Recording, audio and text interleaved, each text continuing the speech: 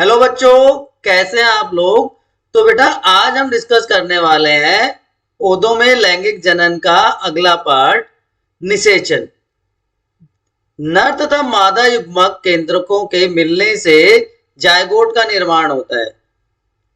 ये दोनों haploid cells होती हैं, नर और मादा कोशिका। ये परागकण हो गया जिसे नर का, और ये अंड कोशिका एग सेल जिसे मादा का युग्मक कहा जाता है। और ये दोनों मिलकर जायगोट का निर्माण करते हैं और ये प्रक्रिया बच्चों निषेचन कहलाती है। तो निषेचन की परिभाषा क्या हो गई कि एक परिपक्व वर्तिकाग्र पर पराग कणों के पहुंचने की प्रक्रिया, जो हम पहले डिस्कस कर चुके हैं, पोलिनेशन, परागण कहलाती है। और ये परागण बहुत सारे एक साथ पहुंचते हैं, उनमें से कोई एक वर्तिकाग्र पर अंकुरित होता है और किसी जनन छिद्र में से निकलकर पराग नलिका वर्तिकाग्र के अंदर प्रवेश करती है। कैसे होता है ये देखिए, यहां पर इस चित्र में भी आप देख सकते हैं कि यहां पर बहुत सारे परागकण पहुंचे, उनमें से एक परागकण वर्तिकाग्र पर ही जर्मिनेट होगा और उसमें से फिर निकलकर यहां पर जनन छिद्र से निकलकर पराग नलिका के अंदर प्रवेश करता है। अब ये वर्तिका में से होता हुआ ये नलिका वर्तिका में से होती हुई अंडाशय में पहुंचती है। वर्तिका में से होती ही अंडाशय तक ये पहुंच जाती है और भ्रूण कोश में ही नर और मादा युग्मकों का मिलन होता है। वह प्रक्रिया निषेचन या फर्टिलाइजेशन कहलाती है। बहुत आसान शब्दों में आप इस प्रकार से यहां देख सकते हैं कि नर युग्मक परागकण युग्मनज जो थे, ये पराग कोश में से निकलकर वर्तिकाग्र पर पहुंचते हैं। इनमें से कोई एक पराग नलिका का निर्माण करता है जो वर्तिका में से होता हुआ अंडाशय तक पहुंच जाता है।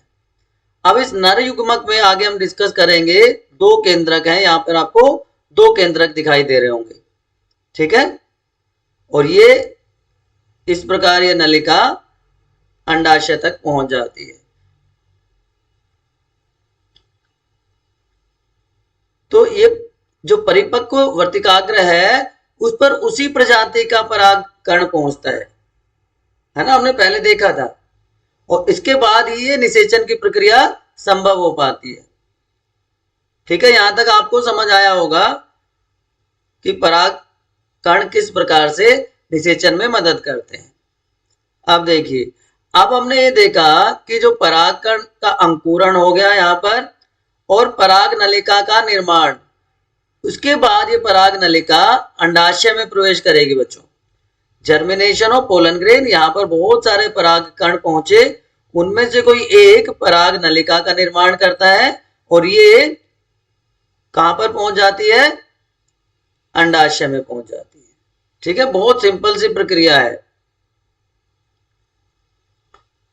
अब पराग कोश के फटने से जो परागकण निकले थे ये यहां पर चिपक गए और यहां से पोषक तत्व लेते हुए अंकुरित हुए। अब ये पराग नलिका इस वर्तिका में से कैसे जाएगी, क्योंकि ये तो हार्ड भी हो सकती है, ये खाली भी, होलो भी हो सकती है। ये निर्भर करता है किस प्रकार का पुष्प है। ठीक है, तो इसके लिए हमारे प्रकृति ने ही कुछ इंतजाम किए हुए हैं कि जो वर्ताग्र नलिका के सिरे पर जो दो मेल गैमेट पाए गए, वहां से विशेष प्रकार के एंजाइम निकलते हैं जो इस वर्तिकाग्र के उत्तकों को गला देते हैं और ये नलिका आसानी से वर्तिका से होती हुई भ्रूण कोश तक पहुंच जाएगी। समझ आ गई बात, जो मैं अभी आपको बता रहा था कि यहां से यहां तक का जो सफर है वो विशेष प्रकार के एंजाइम्स हैं जिनकी मदद से वो उत्तकों को गलाकर और नलिका को आराम से भ्रूण कोश तक पहुंचा देते हैं।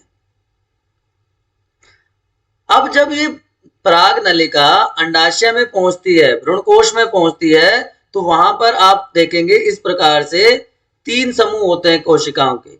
3 ऊपर की तरफ होती हैं और 3 ही नीचे की तरफ होती है। तो एक ध्रुव पर प्रतिमुख, जिसको एंटीपोडल कहते हैं,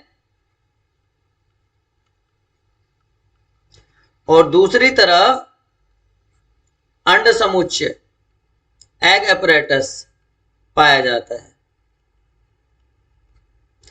और बीच का भाग 2 कोशिकाओं के इकट्ठा होने से बनता है।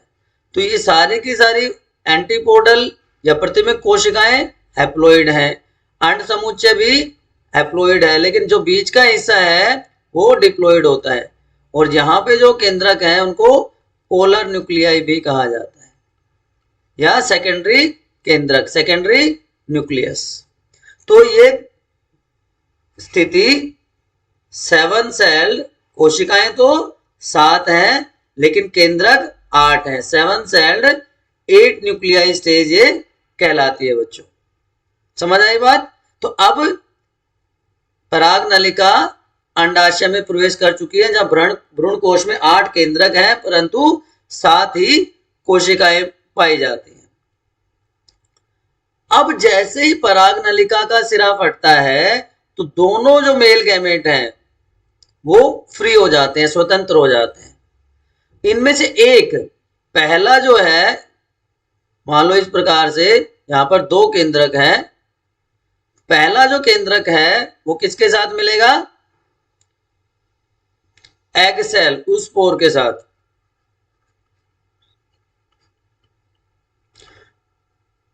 और दूसरा सेकेंडरी न्यूक्लियाई, जो सेकेंडरी केंद्रक था जो कि डिप्लॉइड था, उसके साथ मिलेगा। अब ये हैप्लॉइड थे, इनमें गुणसूत्रों की संख्या आधी थी, यहां पे भी आधी थी, तो यहां से तो जायगोट का निर्माण हो गया, और यहाँ पे प्राइमरी एंडोस्पर्म न्यूक्लियस का निर्माण हो जाता है। इसलिए इसे डबल फर्टिलाइजेशन कहा जाता है। अब जो पराग नलिका का बीजांड में प्रवेश है, ये 3 तरह से हो सकता है। बीजांड द्वारीय, जिसको पोरोगैमी कहते हैं, न्यूसेलस से हो सकता है, जिसको निभागीय प्रवेश या चैलेजोगैमी कहते हैं, और तीसरा जो ये इंटेगुमेंट्स हैं, जो ये स्तर हैं, जो इनके आवरण हैं, इनके द्वारा भी, इनके थ्रू भी हो सकता है, इसलिए इसको मीजोगैमी कहा जाता है।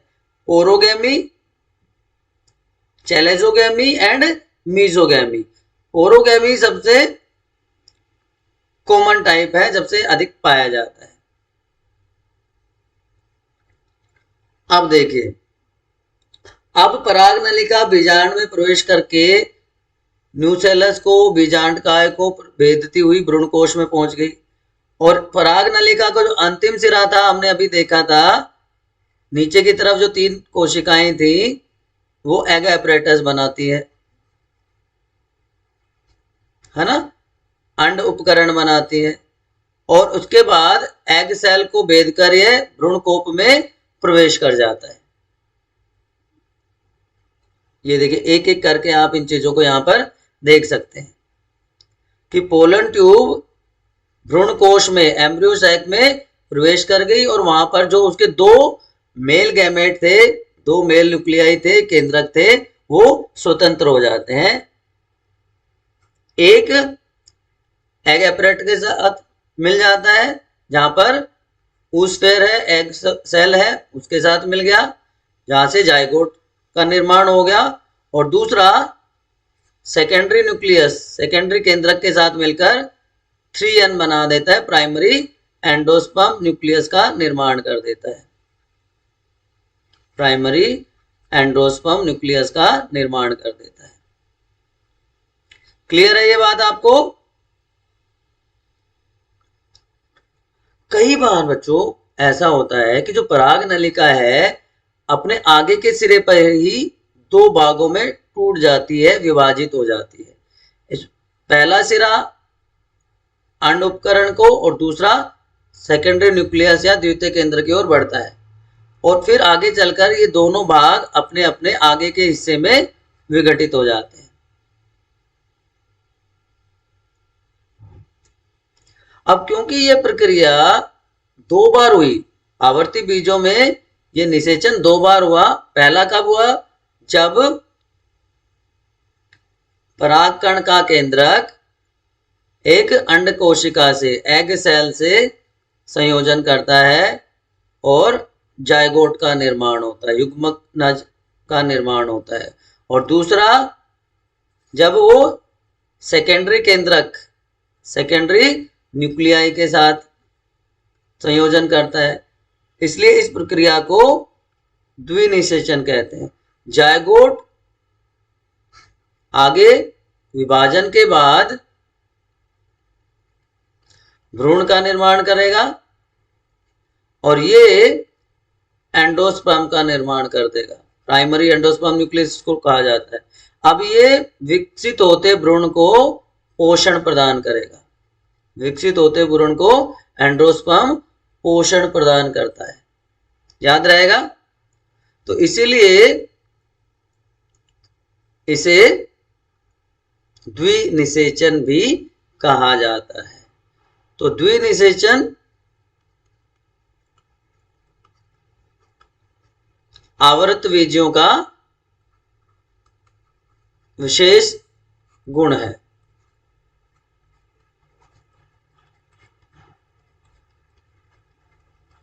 तो 3-4 चीजें यहां पे मुख्यतः हैं कि सबसे पहले पराग कण, जहां पर 2 न्यूक्लियस होते हैं, 2 न्यूक्लियाई होते हैं।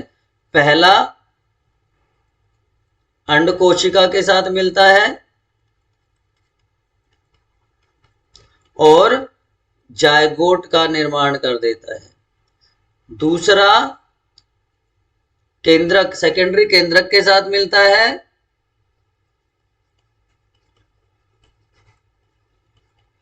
और पीईएन, प्राइमरी एंडोस्पर्म न्यूक्लियस का निर्माण कर देता है।